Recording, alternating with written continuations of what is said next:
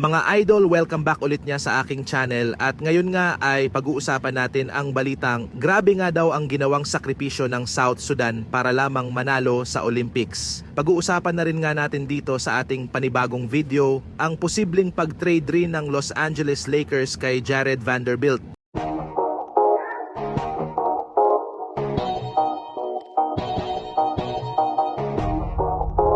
Matapos nga mga idol na masabayan ng South Sudan ang Team USA sa kanilang exhibition game last week at matalo rin nga po nito ang Puerto Rico sa kanilang unang game sa kanilang group stage. Kaya dahil nga dito ay marami na nga po ang nagsasabi ngayon na sila na nga ang itututuring na dark horse ng competition, gayong kayang-kaya nga nitong talunin ang halos lahat ng kanilang makakalaban sa Paris Olympics.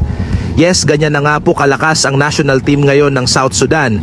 Ngunit hindi rin naman nga po iyan mangyayari kung hindi dahil sa presidente ng kanilang federasyon na si Lul Deng.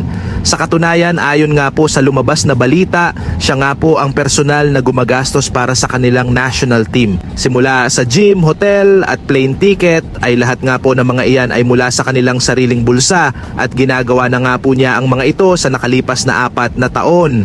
Ayon pa nga dito mga idol, para nga daw magkasya ang kanilang budget ay pahirapan pa nga po ito sa naging training ng kanilang mga players at ang kanilang travel papunta sa Paris.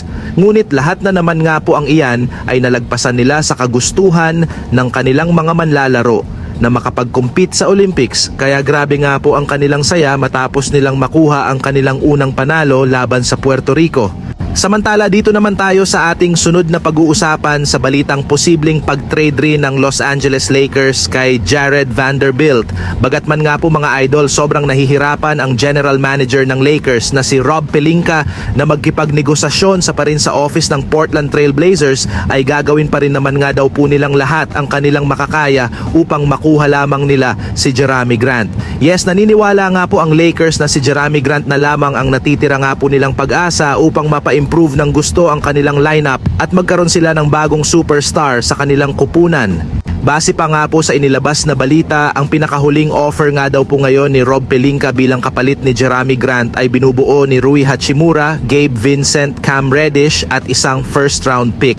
Ngunit ang problema nga po mga tropa ay parating nga po tinatanggihan ng Blazers ang alok sa kanila dito ng Lakers, since mas gusto nga po talaga nila ng at least 2 future first round pick. Bukod rin nga po dyan ay kailangan rin naman nga daw po isama ng Lakers sa kanilang trade package si Jared Vanderbilt, since isa nga po ito sa mga gusto at target na makuha ng front office ng Blazers. So yun lang mga idol, ang handog kong story ang ngayong araw. Sana nag-enjoy kayo. Please like and subscribe my YouTube channel, Sports Hub PH.